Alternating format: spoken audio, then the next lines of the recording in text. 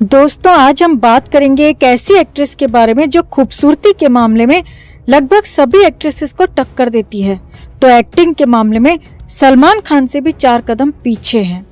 हम बात कर रहे हैं कैटरीना कैफ के बारे में। कैटरीना कैसे इंडिया आई और कैसे वो हिंदी और एक्टिंग न जानने के बावजूद सुपरस्टार बन गई, इस वीडियो में हम बात करेंगे इसी बारे में। कैटरीना का जन्म हुआ 16 जुलाई 1980 को ब्रिटिश हांगकांग में। कैटरीना कैफ टोटल 8 भाई बहन हैं। 3 बड़ी बहनें हैं तो 3 छोटी। एक बड़ा भाई है माइकल। कैटरीना के पिता एक ब्रिटिश बिजनेसमैन थे और मूल रूप से एक कश्मीरी थे जो कई दशक पहले कश्मीर से विदेश जाकर बस गए थे। पिता का नाम मोहम्मद कैफ है और माता का नाम सुजैन, जो कि एक अंग्रेजी वकील हैं और सामाजिक कार्यकर्ता हैं। उनका अपना एक एनजीओ है। कैटरीना कैफ के माता पिता का जब तलाक हुआ था तो तब कैटरीना बहुत छोटी थी। इसके बाद सभी बच्चों को इनकी मां ने अकेले ही पाला। हालांकि उन्होंने भी इसके पिता से तलाक के बाद दूसरी शादी कर ली थी। कैटरीना ने 2009 में एक इंटरव्यू में बताया था कि वो अपने पिता से कभी भी संपर्क में नहीं रही, यानी इनकी मां ने इनको और सभी बच्चों को अकेले पाला और कैटरीना अपने पहले पिता से कभी भी संपर्क में नहीं रही। कैटरीना ने बताया कि बचपन में कई अलग अलग देशों में रही, क्योंकि कई अलग अलग देशों में इसके फादर का व्यापार था, तो इसे अलग अलग देशों में रहने का मौका मिला। इसी बहाने बचपन में अलग अलग देशों में रहना पड़ा था इसको, तो इसकी इसीलिए पढ़ाई, इन सारे भाई बहनों की पढ़ाई किसी स्कूल में नहीं हुई, बल्कि होम ट्यूटर के द्वारा घर पर हुई थी। कैटरीना कैफ ने अगर स्कूल की बात की जाए तो इसने क्लास 3 तक पढ़ाई की है सिर्फ। कैटरीना कैफ जब 14 साल की थी तो उसने एक ब्यूटी कॉन्टेस्ट में हिस्सा लिया था। कॉन्टेस्ट जीतने पर उसने अपना पहला मॉडलिंग असाइनमेंट भी साइन किया, जो कि एक ज्वेलरी का था। इसके बाद कैटरीना ने प्रोफेशनल तरीके से मॉडलिंग शुरू कर दी। कई अलग अलग कंपनियों के लिए मॉडलिंग की और लैक्मे फैशन वीक में सबसे आगे मुख्य रूप से दिखाई देने लगी। ऐसे एक फैशन शो के दौरान कैटरीना को फिल्म निर्माता कैजाद गुस्ताख ने देखा और साल 2003 में उसे बूम नामक फिल्म के लिए साइन किया। बूम फिल्म आप सभी को याद होगी, जिसमें अमिताभ बच्चन थे, गुलशन ग्रोवर थे और साथ में जैकी श्रॉफ थे, जिसमें कैटरीना ने काफी ज्यादा एक्सपोज किया था। इस फिल्म के दौरान ही कैटरीना को कई और फिल्मों के ऑफर आए, कुछ तमिल फिल्मों के ऑफर भी आए और साथ में कुछ मॉडलिंग के ऑफर भी आने लगे। शुरुआती कई फिल्में बैक टू बैक फ्लॉप साबित हुई, तो निर्माताओं ने कैटरीना को फिल्मों में लेना बंद कर दिया। हाल ये हो गया था कि जो फिल्में कैटरीना के पास थी ऑलरेडी, उनमें से भी उसे दूसरी हीरोइंस के साथ में रिप्लेस किया जाने लगा।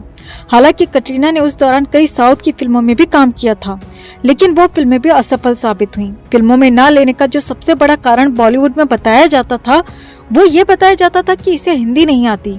तभी कैटरीना कैफ पर नजर पड़ी अपने भाईजान की। न खुद को एक्टिंग आती है और न कैटरीना को एक्टिंग आती है। बस यहीं से सल्लू को उसमें अपनी बहन नजर आई, अपने जैसी दिखी और कर दिया कास्ट फिल्म मैंने प्यार क्यों किया में। बदकिस्मती से फिल्म हिट हो गई। कैटरीना चुलमान को भा गई। अब चुलमान वहाँ पर अकेला था।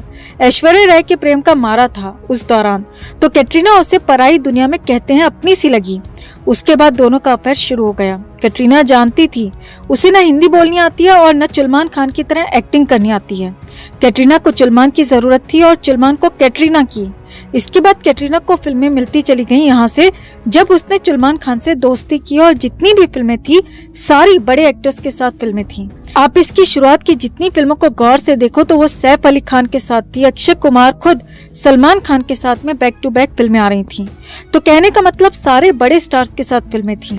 फेक खिलाड़ी कुमार और सलमान भाईजान के साथ में बैक टू बैक फिल्में आ रही थीं।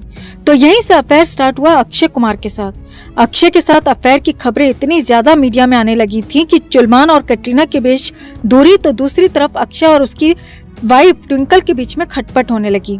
एक तरफ ट्विंकल ने अक्षय को कैट के साथ फिल्में ना करने पर पाबंदी लगा दी, तो दूसरी तरफ कैटरीना के तार भिड़े रणबीर कपूर के साथ। सलमान खान का कैटरीना के साथ जो ब्रेकअप हुआ था वो हुआ था 2008 और 9 में, और यही टाइम था जब रणबीर और कैटरीना का एक दूसरे की लाइफ में आना हुआ था।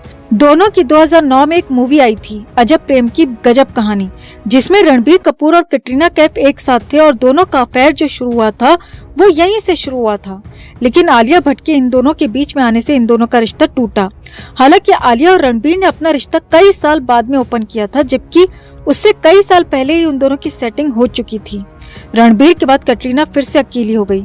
उसे फिर से याद आई सलमान भाई की। हालांकि कैटरीना और सलमान की दोस्ती कभी नहीं टूटी थी, दोस्ती हमेशा रही थी। उसका कारण हम आपको आगे बताएंगे कि इन दोनों की दोस्ती क्यों नहीं टूटती है और क्यों नहीं टूटी थी। हालांकि फितूर मूवी के दौरान कुछ समय के लिए कटरीना का नाम आदित्य रॉय कपूर के साथ भी जुड़ा था, लेकिन ये रिश्ता बहुत ज्यादा दिन तक नहीं चल पाया था। आदित्य रॉय कपूर के बाद नंबर आया विक्की कौशल का और फिलहाल कटरीना विक्की कौशल के साथ शादी कर चुकी है और साथ में उसकी दोस्ती चुलमान भाई से भी है। चुलमान और कटरीना के अफेयर के दौरान कटरीना शादी करना चाहती थी, सेटल होना चाहती थी, लेकिन चुलमान को सारे मजे चाहिए थे बिना शादी के। इसके अलावा एक कारण ये भी है कि इन दोनों का रिश्ता वायलेंस के कारण टूटा था। चुलमान खान सबको पता है कि वो कितना वायलेंट है। अपनी गर्लफ्रेंड्स को फिजिकली अब्यूज करने के लिए वो काफी फेमस भी है। ऐश के साथ उसने कितनी मारपीट की थी वो सभी को पता है। वो अपनी हर गर्लफ्रेंड के साथ में यही करता है।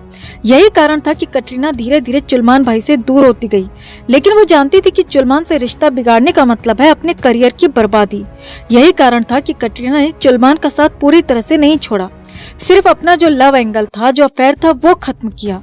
दूसरी तरफ अगर बात चुलमान खान की जाए तो उसे लड़कियों से रिलेशन बनाने के अलावा, फिजिकल होने के अलावा कुछ नहीं चाहिए। यही कारण था कि कैट चुलमान से अलग होकर भी चुलमान के साथ थी और आज भी है।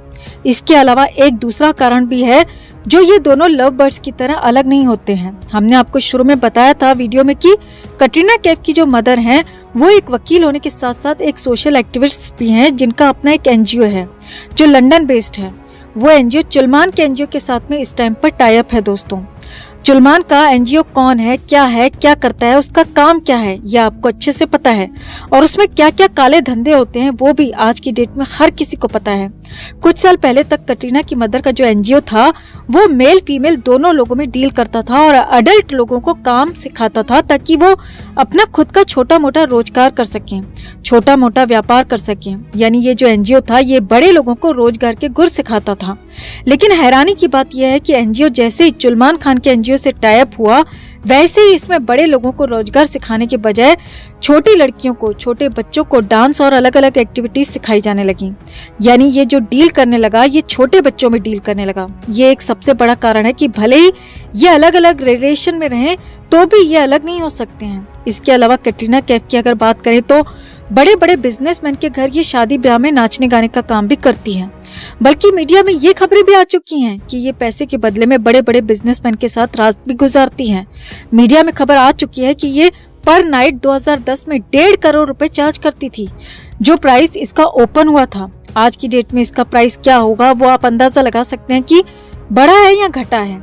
इसके अलावा रणबीर कपूर से रिलेशन के दौरान इसका एक एमएमएस भी वायरल हुआ था। वो भी आप सबको, बहुत सारे लोगों को पता होगा कि इसका एक एमएमएस काफी ज्यादा वायरल हुआ था इंटरनेट पर, जिसमें ये एक व्यक्ति के साथ फिजिकल हो रही थी। हालांकि कहा यह भी जा रहा था कि वो लड़का रणबीर कपूर था, लेकिन उसमें कुछ भी क्लियर नहीं हो पाया था। कैटरीना कैफ की आज की डेट में अगर बात की जाए तो ये one of the highest paid actress है। आज तक इसकी एक भी फिल्म ऐसी नहीं है जिस फिल्म को इसने अपने दम पर हिट कराया हो या जहां पर क्रिटिक्स ने इसकी एक्टिंग की तारीफ की हो। इनके खुद के खरीदे हुए क्रिटिक्स होते हैं, लेकिन बावजूद इसके कभी भी किसी क्रिटिक ने इसकी एक्टिंग की तारीफ नहीं की। बावजूद इसके लगातार इसको फिल्में मिल रही हैं। इसको काफी मोटी फीस दी जाती है और ऐसे शो किया जाता है जैसे ये 18-20 साल की कोई नई नवेली हीरोइन है जो लगातार अपने दम पर फिल्में हिट करा रही हो और दमदार एक्टिंग करती हो। इसको ऐसे शो किया जाता है। इन सब के पीछे सिर्फ एक ही वजह है और वो वजह है एनजीओ, जहाँ से छोटी छोटी बच्चियां कहाँ गायब हो जाती हैं कुछ नहीं पता, कहाँ उनको डिलीवर किया जाता है कुछ नहीं पता। चुलमान का एनजीओ तो ऑलरेडी इन सब बातों में इतना अंदर तक घुसा हुआ है।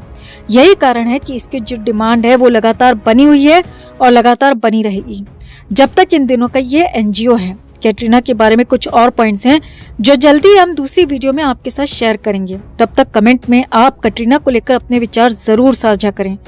वीडियो को लाइक और शेयर कर अपना प्यार और सपोर्ट भी जरूर दिखाएं। चैनल के साथ जुड़कर चैनल को सब्सक्राइब कर हमारी आवाज बने।